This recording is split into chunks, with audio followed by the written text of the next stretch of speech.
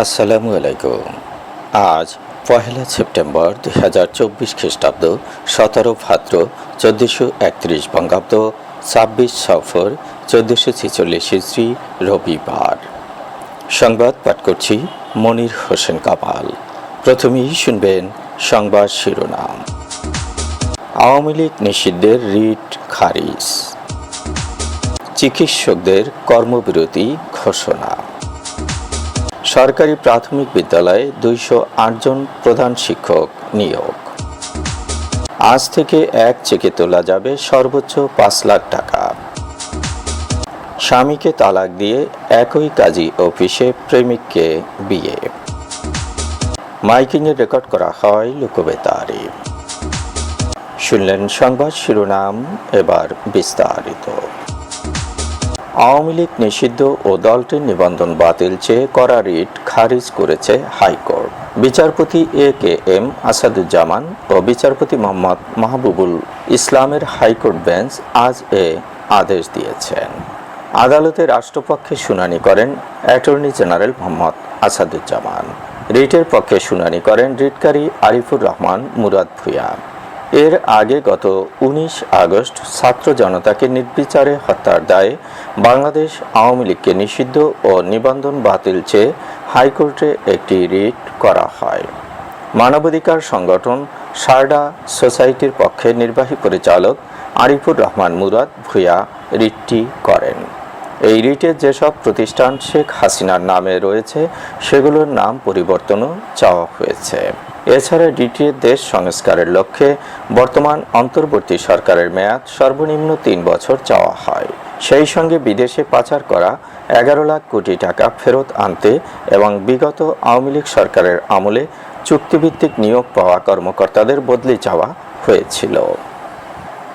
Dhaka medical college হাসপাতালে চিকিৎসকদের মারধর ও লাঞ্ছিতের ঘটনায় জড়িতদের বিচার ও নিরাপত্তা নিশ্চিতের দাবিতে দেশের সব সরকারি ও বেসরকারি হাসপাতালে শাটডাউন ঘোষণা দিয়েছেন চিকিৎসকরা। 24 ঘন্টার মধ্যে জড়িতদের গ্রেপ্তার এবং নিরাপত্তা নিশ্চিত করার দাবিতে তারা কর্মসূচির ডাক দিয়েছেন। শনিবার মধ্যরাতে ঢাকা মেডিকেল কলেজ হাসপাতালের জরুরি বিভাগে ব্যাপক উত্তেজনার সৃষ্টি হয়। রাজধানীর ক্যান্টনমেন্ট এলাকায় মোটরসাইকেল দুর্ঘটনায় আহত বিইউবিটির শিক্ষার্থী আহসানুল হক দীপ্ত চিকিৎসাধীন অবস্থায় ঢাকা মেডিকেল কলেজ হাসপাতালে মারা যায়। চিকিৎসকদের অবহেলায় তার মৃত্যু হয়েছে এমন অভিযোগ তুলে বেশ কয়েকজন হাসপাতালে এসে অপারেশন থিয়েটারে ঢুকে চিকিৎসককে মারধর এবং ভাঙচুর চালায়। এতে আহত হয়েছেন 3 চিকিৎসক। এর আগে শনিবার সন্ধ্যায় ঢাকা মেডিকেল কলেজ হাসপাতালের জরুরি বিভাগের ভেতরে ধারালো অস্ত্র নিয়ে এক গ্রুপের উপর আরেক গ্রুপের হামলায় একজন মারা যায়। এ ঘটনায় চাপাতি সহ 4 জনকে আটক করেছে সেনাবাহিনী। অপরদিকে রাতে বিষ পান করে হাসপাতালে এক রোগী ভর্তি হলে চিকিৎসাধীন অবস্থায় মারা যায়।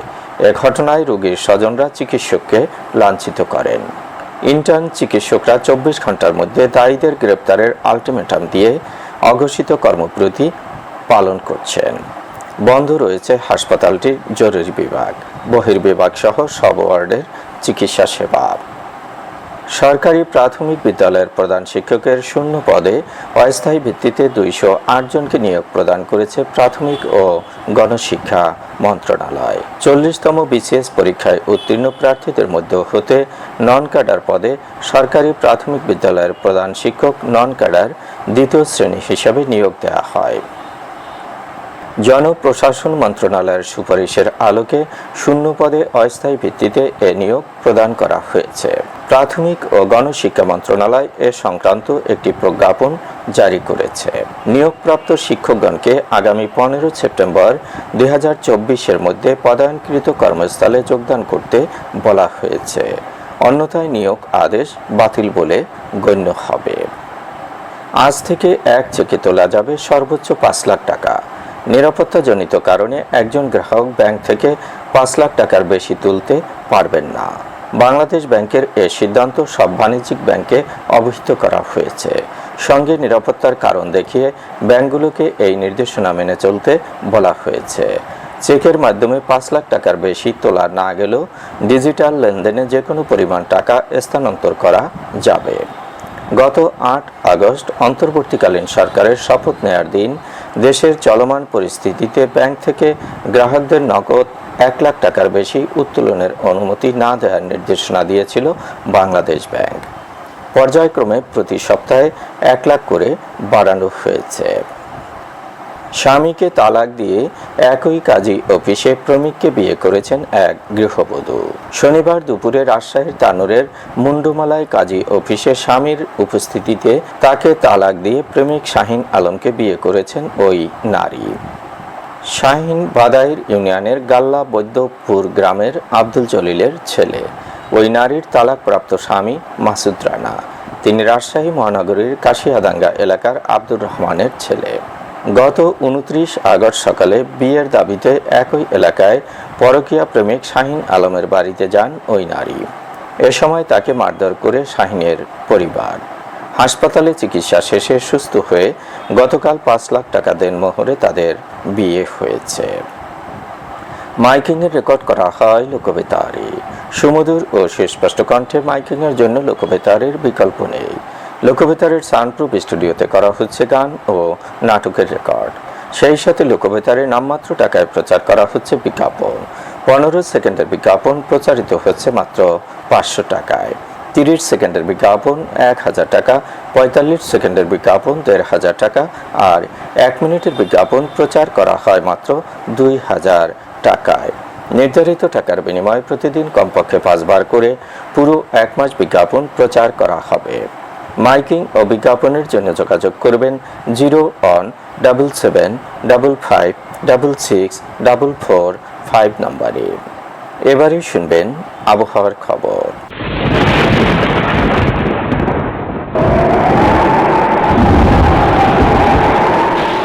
মৌসুমী বায়ু বাংলাদেশের উপর মোটামুটি সক্রিয় এবং উত্তর বঙ্গোপসাগরে প্রবল অবস্থায় রয়েছে। এ অবস্থায় দেশের সব বিভাগের উপর দিয়ে অস্থায়ীভাবে দমকা অথবা ঝোড়ো হাওয়া সহ হালকা থেকে মাঝারি ধরনের বৃষ্টি অথবা বজ্র সহ বৃষ্টি হতে পারে। সেই সঙ্গে দেশের কোথাও কোথাও মাঝারি ধরনের ভারী থেকে ভারী বর্ষণ হতে পারে। ঝড় বৃষ্টির এ প্রবণতা কয়েকদিন অব্যাহত থাকতে পারে। আবহাওয়া অফিসের এক সতর্কবার্তায় বলা হয়েছে, উত্তর বঙ্গোপসাগর এলাকায় গভীর সঞ্চালনশীল মেঘমালা তৈরি হচ্ছে। এ পরিস্থিতিতে উত্তর বঙ্গোপসাগর, বাংলাদেশের উপকূলীয় এলাকা এবং সমুদ্র বন্দরগুলোর উপর দিয়ে দমকা অথবা ঝোড়ো হাওয়া বয়ে যেতে পারে। আজ দেশের সর্বোচ্চ তাপমাত্রা ছিল রাজশাহীতে ৩৫.৫ ডিগ্রি সেলসিয়াস এবং সর্বনিম্ন তাপমাত্রা ছিল দিনাজপুরে ২৪.৪ ডিগ্রি সেলসিয়াস। বরগুনার সর্বোচ্চ তাপমাত্রা ৩৩ ডিগ্রি সেলসিয়াস, সর্বনিম্ন ২৮ ডিগ্রি সেলসিয়াস। আগামীকাল সূর্যোদয় হবে ভোর ৫টা ৪২ মিনিটে।